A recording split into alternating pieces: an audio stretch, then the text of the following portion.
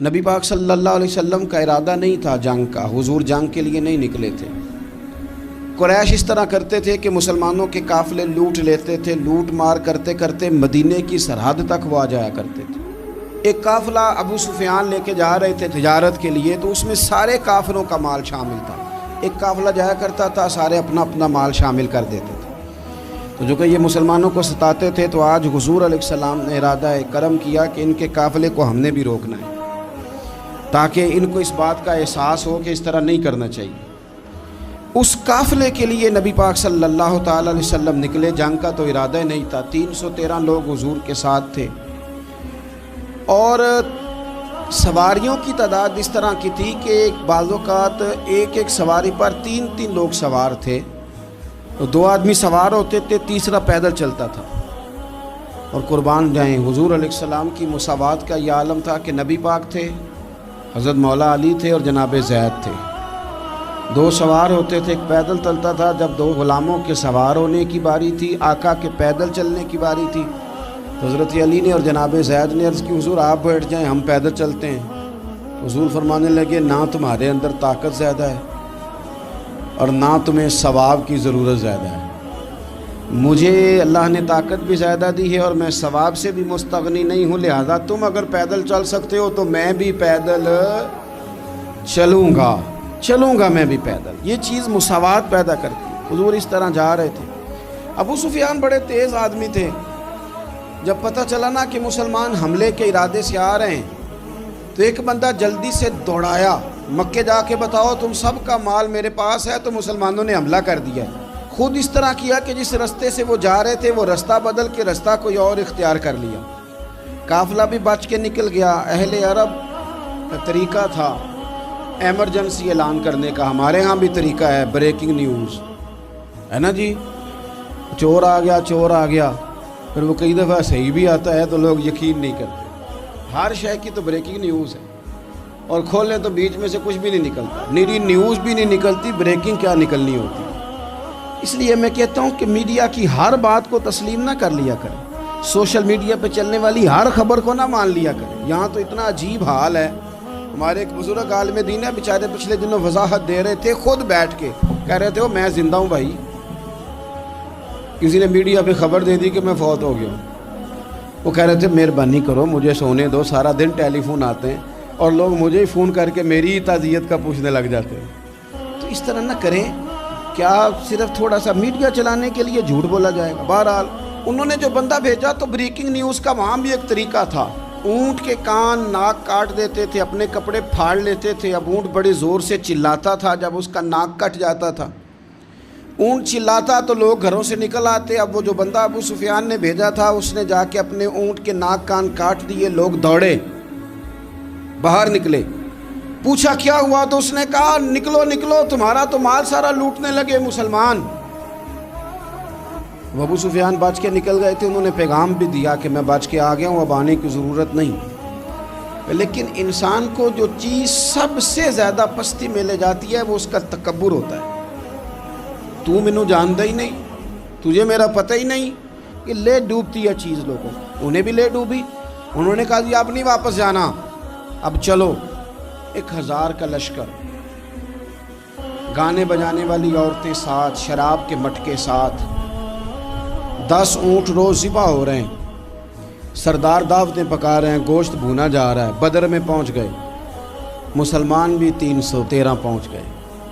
یہ ساری رات شرابیں پیتے، وہ ساری رات سجدے کرتے، یہ ناچ گانے سرور کی محفلیں سجتی اور وہ رسول پاک کی تقریر سنتے، حضور کے خطبات سے فیض یاب ہوتے۔ عمیر بن وہب کو بھیجا ابو جہل نے، کہا پتہ کر کے آؤ بندے کتنے۔ اس نے جا کے کہا کہ 312 313 310 اتنے۔ کہنے لگا جنگ کیا کرنی ہے، ان کو سویرے اونٹوں کی پشتوں پہ باندھ کے لے جائیں گے، مکے جا کے دیکھیں گے کیا کرنا ہے۔ یہ تکبر ہے نا۔ تو عمیر بن وہب کہنے لگا ہیں 312 ہیں 313، میرے اندازے میں 310، لیکن ایک کا بھی واپس جانے کا ارادہ کوئی نہیں۔ میں نے جس کو بھی دیکھا ہے شہادت کی دعا مانگتے دیکھا ہے، ارادہ بڑا پکا لے کے آئے، شہادت ہے مطلوب و مقصود مومن، نہ مال غنیمت نہ کشور کشائی۔ نبی پاک صلی اللہ علیہ وسلم نے جب دیکھا نا کہ وہ تو جنگ کے لیے آن پہنچے ہیں اور ارادہ تو قافلے کا تھا، تو حضور نے صحابہ سے مشورہ کیا. نبی پاک علیہ الصلوۃ والسلام نے ہمیں بتایا ہے کہ چیزیں مسلط نہ کرو. ہم نہ اپنا مسلط کرتے ہیں، یعنی تراویح پڑھنے والا بندہ دوسروں کو بڑا گھورتا ہے کہ تو کیوں نہیں پڑھتا، بھئی تو پڑھ رہا ہے نا تو اللہ سے دعا کر یہ بھی پڑھے، لیکن اپنا مسلط نہ کر، دعوت دے، تبلیغ کر. نفل پڑھنے والا سب کو گناہ گار ہی سمجھنے لگ جاتا ہے. عصر کی پہلی 4 سنتے تو کیوں نہیں پڑھتا، تو کیوں. بھئی آپ مسلط کریں گے، آپ رائے دیں اور رائے دے کے سائڈ پہ ہو جائیں. مسلط کرنے کی تو اجازت نہیں. حضور کا تو حکم چل سکتا ہے نا، چلتا ہے نا. لیکن حضور نے بھی صحابہ سے پوچھا بھائی وہ تو لڑنے آ گئے ہیں، اب کیا کرنا ہے؟ تو حضرت صدیق اکبر کہنے لگے حضور کرنا وہ ہے جو آپ نے فرمانا ہے. حضرت عمر کہنے لگے حضور تلواروں کو تو زنگ لگ گیا ہے. اور جناب علی شیر خدا مرتضیٰ مشکل کشا غل عطا مولا کائنات فرمانے لگے حضور علی اور تلوار یہ تو رشتہ ہی بڑا پرانا ہے، تیاری کریں. حضور کا خیال تھا کہ انصار بھی تو بولے نا، یہ تو سب مہاجرین بول رہے ہیں. انصار کو جب سمجھ آئی نا کہ اشارہ ہماری طرف ہے تو حضرت سعد بن عبادہ اٹھے، کہنے لگے حضور آپ کا اشارہ ہماری جانب ہے؟ فرمایا ہاں. کہا یا رسول اللہ صلی اللہ علیہ وسلم خشکی پہ بھی لڑیں گے اور دریا میں بھی لڑیں گے. حضور انسانوں سے بھی لڑیں گے اور آپ حکم دیں گے تو جنوں سے بھی لڑیں گے. وہ بیٹھے تو حضرت مقداد اٹھے اور کمال کر دی، کہنے لگے یا رسول اللہ آپ ہم سے ارادہ پوچھ رہے ہیں؟ ہم کوئی حضرت موسیٰ کی قوم ہے جو اپنے نبی سے کہہ دیں گے آپ لڑیں اور آپ کا خدا لڑے؟ سونیا ہم آپ کے ساتھ لڑیں گے اور آپ کے قدموں پہ جانیں بھی قربان کریں گے. نبی کا حکم ہو تو کود جائیں ہم سمندر میں اور جہاں کو محو کر دیں نعرہ اللہ اکبر میں. نہتے 313 بشر شوق شہادت میں نکل آئے تھے میدان میں محمد کی قیادت میں. نہ تیگ و تیر پہ تکیا، نہ خنجر پہ، نہ بھالے پر، بھروسہ ہے تو ایک سادی سی کالی کملی والے. نبی پاک صلی اللہ تعالیٰ علیہ وسلم نے جذبات سنے تو فرمایا چلو نہ چلیں پر چھوٹے چھوٹے بچے واپس کر دو. ایک چھوٹے بچے تھے عمیر بن ابی وقاص، حضرت سعد بن ابی وقاص کے بھائی، زمین پہ لیٹ کے رونے لگے سونیا میں نے بھی جانا ہے. کمپیوٹر کے لیے نہیں رو رہے، موبائل کے لیے نہیں رو رہے، نئی سائیکل کے لیے نہیں، شہادت کے لیے. حضور میں لڑوں گا اب مجھے لے کے تو چلیں. یا رسول اللہ میں طاقتور نکلوں گا لے کے تو چلیں. ان کے آنسو دیکھ کے حضور نے فرمایا لے چلو نا ساتھ. فطرت مسکرا رہی تھی. حضرت سعد بن عبادہ ایک دوسرے سے کہہ رہے تھے ہم سے لڑنے آیا ہے ابو جہل، جس قوم کے بچوں کی شجاعت کا یہ عالم ہے اس قوم میں علی کا کیا حال ہوگا اور امیر حمزہ کا کیا عالم ہوگا. یہ ہمارے ساتھ مقابلہ کریں گے یہ لوگ. اور چھوٹے اتنے تھے حضرت عمیر کے تلوار اپنے ہاتھوں سے اپنے گلے میں نہیں لٹکا سکتے تھے، وہ بڑے بھائی نے لٹکائی. میدان میں نکلے. حضور علیہ الصلوۃ والسلام نے تقریر کی، فرمایا تمہیں پتہ ہے تم کس جنت کی جانب جا رہے ہو؟ وہ جنت ہے جس کی چوڑائی زمین آسمان کے برابر ہے. حضرت عمیر بن حمام انصاری ایک صحابی تھے. جب کریم نے فرمایا نا جنت کی چوڑائی، کسی چیز کی لمبائی زیادہ ہوتی ہے چوڑائی کم ہوتی ہے، جب فرمایا نا کہ چوڑائی زمین آسمان کے برابر ہے تو حضرت عمیر بولے، کہنے لگے واہ واہ واہ واہ واہ. کھجوریں کھا رہے تھے. حضور نے فرمایا تو بڑی واہ واہ کر رہا ہے، کہ سونیا اتنی جنت پیاری ہے تو ہم دور کیوں ہیں، یہ دے نا ذرا تلوار. جلدی سے میدان میں نکلے، اللہ نے انہیں شہادت عطا فرمائی. رات ساری وہ مست رہے شراب کے نشے میں اور حضور ساری رات مصلی پہ رہے، ساری رات دعائیں مانگی. پتہ کیا کہا؟ اے اللہ یہ میری کل کمائی تھی 313 جو میں لے کے آ گیا ہوں، اگر یہ ہلاک ہو گئے تو قیامت تک کون تیری عبادت کرے گا، ان کی مدد فرما. اور ایک رات پہلے صفیں بھی سیدھی کرائیں، بلکہ صفیں سیدھی کراتے حضرت سواد کے پیٹ پہ چھڑی لگ گئی تو انہوں نے کہا حضور بدلا دیں. حضور نے کپڑا ہٹایا تو انہوں نے وجود چومنا شروع کر دیا. حضور نے ہمیں سبق دیا کہ صفیں بھی سیدھی کرانی ہے اور دعائیں بھی کرانی ہیں. صف بھی سیدھی ہو، مصلی بھی آباد، دونوں کام کرنے. اور پھر توکل ہو، پھر تمہارا دل جمے کہ انشاءاللہ فتح اللہ مسلمانوں کو دے گا. رونے نہ رویا کرو, معیشت کے, معاشرت کے, غریبی کے, تنگ دستی کے, فقیری کے رونے نہ رو. اللہ کی مدد کو آواز دو. ہم نے وہ لوگ بھی دیکھے ہیں بیچارے جو نہ اسلامی معیشت پہ بات کرتے ہیں, نہ معاشرت پہ, نہ اخلاقیات پہ, اور جب بھی بات کریں گے کہیں گے حضور کو تو علم ہی کوئی نہیں تھا, قاری کچھ نہیں سکتے, مجبور محض تھے معاذ. یہ تقریریں کریں گے. یہ مسلم شریف کی حدیث ہے, کوئی اختلاف والی بات نہیں, پر بعض اوقات نا دل کو تکلیف ہوتی ہے کہ یار اس طرح کی باتیں کیوں کرتے ہو. یہ مسلم ہے. حضرت انس بن مالک فرماتے ہیں ایک رات پہلے حضور نے چھڑی پکڑی اور میدان بدر میں جا کے فرمایا, لکیر کھینچ کے فرمایا یہاں ابو جہل مرے گا, یہاں عتبہ مرے گا, یہاں شیبہ, یہاں ولید مرے گا. حضور نے لکیریں کھینچی. فرماتے ہیں باقی لوگ جنگ لڑ رہے تھے اور میں چپ کے لکیریں بھی دیکھ رہا تھا کہ حضور نے لگائی تھی. فرماتے ہیں اللہ کی عزت کی قسم کوئی کافر 1 انچ بھی ادھر ادھر نہیں ہوا, جہاں نبی پاک نے لکیر لگا دی تھی وہیں مرا ہے. یہ شان اللہ نے حضور کو دی ہے, حضور کے علم مبارک کا یہ کمال ہے. نہ اس طرح کی باتیں کریں جس سے امت تقسیم ہو. سویرے جنگ شروع ہوئی, صبح 3 کافر میدان میں نکلے, عتبہ, شیبہ اور ولید. 3 انصاری مسلمانوں کی جانب سے مقابلے میں نکلے, لیکن وہ تکبر جو ہوتا ہے نا وہ جان چھوڑتا نہیں. تو ولید کہنے لگا, عتبہ شیبہ کہنے لگے ہم نے نہیں ان سے لڑنا, یہ تو ہمارے پائے کے ہی نہیں, کوئی قریش میں سے بھیجو, قریش میں سے.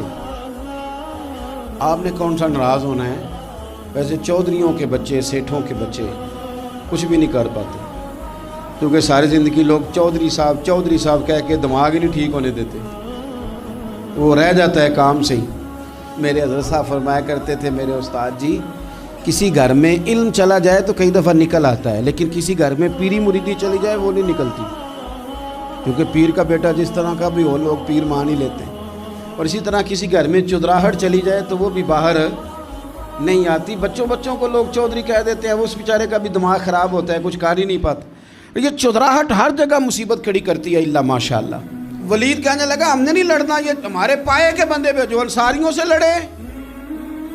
تو فطرت مسکرا کے کہہ رہی تھی لگتا ہے تمہارا جلدی مرنے کا ارادہ ہے. ٹھیک ہے. پھر نبی کریم نے فرمایا ٹھیک ہو گیا, چلو. ابو عبیدہ بن جراح اٹھے, حضرت عبیدہ اٹھے. حضور نے فرمایا اب اللہ کا شہر امیر حمزہ اٹھے. حضرت امیر حمزہ اٹھے. تیسرے نمبر پہ حضور نے فرمایا یا علی یکم, علی اٹھنا جار ذرا, نکلنا میدان میں. دیواریں ہلتی رہتی ہیں اور در کانپ جاتا ہے. علی کا نام سن کے اب بھی خیبر کانپ جاتا ہے. حضرت علی شیر خدا رضی اللہ تعالیٰ, مولا کائنات اٹھے. حضرت امیر حمزہ اٹھے, حضرت عبیدہ اٹھے. عتبہ کے مقابلے میں گئے, حضرت امیر حمزہ قتل کیا اپنے دشمن کو. شیبہ کے مقابلے میں گئے حضرت عبیدہ, لیکن حضرت عبیدہ بوڑھے تھے, اس نے ان پہ حملہ کیا, ان کا پیر کاٹ دیا. حضرت علی نکلے ولید کے مقابلے میں, 2 ہی ضربیں لگائیں, ولید کا سر کاٹ کے حضرت عبیدہ کی مدد کو بھی پہنچ گئے. حضرت علی اس کو بھی قتل کیا. پھر حضرت عبیدہ کو اپنے کندھوں پہ اٹھایا, نبی پاک کی بارگاہ میں لائے. انہوں نے حضور کے قدموں کو چوم کے کہا حضور مجھے شہادت ملی کہ نہیں ملی؟ نبی پاک نے فرمایا رب نے تمہیں شہادت کا درجہ دے دیا. اب میدان میں جہاد شروع ہوا, لڑائی شروع ہوئی, لوگ نکلے. حضرت زبیر بن عوام بھی برچھی لے کے. ایک کافر نکلا, آس اس کا نام تھا, وہ سارا لوہے کا لباس پہن کے آ گیا, صرف آنکھیں نظر آ رہی, بڑے مسلمانوں کو زخمی کر رہا تھا. اب کیسے لڑیں اس کے خلاف؟ تو حضرت زبیر بن عوام کے ہاتھ میں برچھی تھی, بس آنکھیں نظر, اتنی زور سے اللہ اکبر کہہ کے برچھی ماری نا کہ اس کا آپ نے گلا ہی کاٹ کے رکھ دیا. ہر چیز اس کے دماغ سے باہر نکل آئی, زمین پہ تڑپا. وہ برچھی اتنی پسند آئی نبی پاک کو. حضور کو صرف تسبیح پسند نہیں آتی, برچھی بھی پسند آتی. حضور کو صرف تلاوت والا مومن نہیں, جہاد والا بھی پسند آتا ہے. اصل پتہ مسئلہ کیا ہے کہ مسلمان نا ایک چیز دیتے ہیں پھر اسی کا شکار اور دوسری کو چھوڑ دیتے ہیں. دین ہمہ پہلو ہے, آپ سجدے کی بات بھی کریں, جہاد کی بھی کریں, دونوں دین ہیں. اور یہ یاد رکھیں کہ اسی سے مسلمان مضبوط ہوتا ہے. حضور کو برچھی اتنی پسند آئی کہ آپ کو بخاری میں ملے گا, نبی پاک نے برچھی لے کے بطور یادگار کے اپنے پاس رکھ لی. پھر وہ برچی حضرت صدیق اکبر کے پاس رہی، پھر وہ برچی حضرت عمر کے پاس رہی، پھر حضرت عثمان کے پاس رہی، پھر مولا علی کے پاس رہی۔ میں ان لوگوں کو کیا کہوں جنہوں نے مکے مدینے میں نبی پاک کی یادیں مٹا دی ہیں۔ سونے نے تو صحابہ کی یادگار تلواریں بھی سنبھال کے رکھی، اور تم نے حضور نے جس کنویں سے پانی پیا تھا وہ کنواں ختم کر دیا، تم نے جہاں حضور نے غسل کیا تھا وہ جگہ ختم کر دی۔ کیا بات کرتے ہو صاحب، وہ جگہیں تو ہمارے لیے چومنے کے لائق تھیں اور آنے والی نسل کو وہاں عقیدت کے پھول برسانے تھے۔ تم نے کیا سلوک کیا؟ جنگ آگے بڑھی، تلواریں چمکی، 2 چھوٹے بچے۔ او نوجوانوں، خدا را واپس لوٹو اپنے دین کی طرف۔ 2 چھوٹے بچے، اور یہ اس طرح کے لفظ ہیں، مجھے کیا لینے دو وہ دیسی تھے، مجھے کیا لینے دو پینڈو تھے۔ وہ 2 بچے آ کے حضرت عبد الرحمن ابن عوف سے پوچھتے ہیں، کہتے ہیں چاچا جی ابو جہل کدھر ہے؟ یہ لفظ ہیں حدیث میں، چاچا جی، چاچو کدھر ہے ابو جہل؟ کہتے ہیں میں نے ہاسکے کا پتر، تم نے کیا کہنا ہے؟ تو چھوٹے والے کو باتیں بھی صحیح نہیں کرنے آتی تھی، کہنے لگا چاچا اسے مارنا ہے۔ کہا کیوں مارنا ہے؟ کہا اس لیے کہ ہم نے سنا ہے وہ ہمارے نبی کو برا کہتا ہے معاذ اللہ۔ کہا تم اگر نام مار سکے تو چھوٹا کہہ رہا ہے، کہتا نام مار سکے تو مریں گے تو صحیح نا حضور کے نام پہ۔ حفیظ جلندری کہتے ہیں وہ کہہ رہا تھا مریں گے یا ماریں گے اس ناری کو، سنا ہے گالیاں دیتا ہے وہ محبوب باری کو، معاذ اللہ حضور کو برا کہتا ہے۔ میدان میں آئے دونوں، زور زور سے تلواریں ماری، گھوڑے سے گرا لیا ابو جہل۔ حضرت معاذ جو تھے بڑے والے، ان کا بازو کٹ گیا، تھوڑا سا گوشت سا لٹک رہا تھا۔ یہ نرم و نازک بچے ہمارے، یہ میدانوں میں کام کریں گے؟ جن کو تھکاوٹ ہوتی ہے، جو پیناڈال کی گولی کھا کے سوتے ہیں رات کو، بازو لٹک رہا تھا۔ حضرت معاذ نے اس پر اپنا پیر رکھا، جھٹکا دے کے اتار دیا۔ حضرت عبداللہ ابن مسعود کو کہا، انہوں نے گردن کاٹ دی ابو جہل کی۔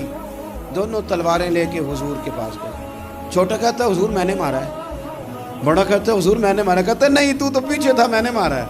وہ کہتے نہیں تو بعد میں آیا تھا، میں نے مارا ہے۔ فرمایا تلواریں دکھاؤ نا۔ جب تلواریں دکھائیں تو حضور فرمانے لگے تم دونوں نہیں مارا ہے، برابر کا ثواب ہے۔ جس کا بازو کٹا تھا کریم رسول نے فرمایا ادھر لا نا بازو، وہ بازو لائے، حضور نے اسی جگہ رکھ کے نا دوبارہ لعاب دہن لگایا۔ حضرت معاذ حضرت عثمان غنی کے زمانے تک موجود رہے۔ فرماتے ہیں کٹنے سے پہلے طاقت کم تھی، جب حضور نے جوڑا ہے تو طاقت پہلے سے زیادہ ہو گئی ہے، پہلے سے زیادہ ہو گئی ہے طاقت۔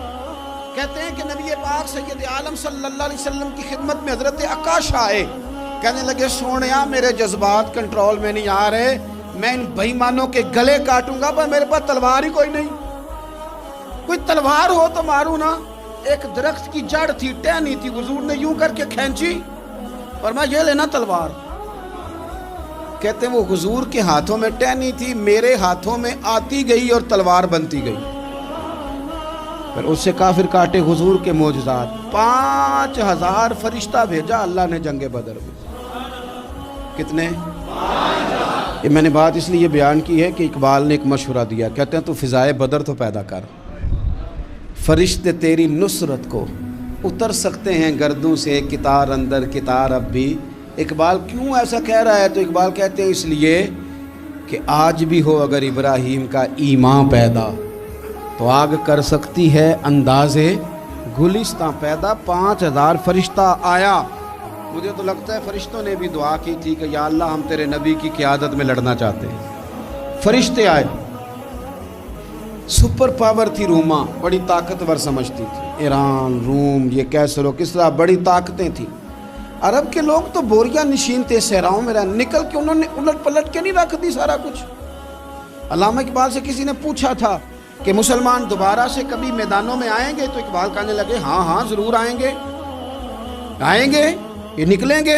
کیا کس طرح؟ کہنے لگے میں نے فرشتوں سے سنا ہے، نکل کے صحرا سے جس نے روما کی سلطنت کو الٹ دیا تھا، نکل کے صحرا سے۔ قدسی کہتے ہیں فرشتوں کو، اقبال کہتے ہیں رات وہ باتیں کر رہے تھے، میں نے سنا ہے کہ نکل کے صحرا سے جس نے روما کی سلطنت کو الٹ دیا تھا، سنا ہے میں نے یہ قدسیوں سے کہ وہ شیر پھر ہوشیار ہوگا، وہ جاگے گا، وہ بیدار ہوگا۔ یہ قدسیوں سے سنا ہے میں نے، وہ آئے گا میدانوں میں۔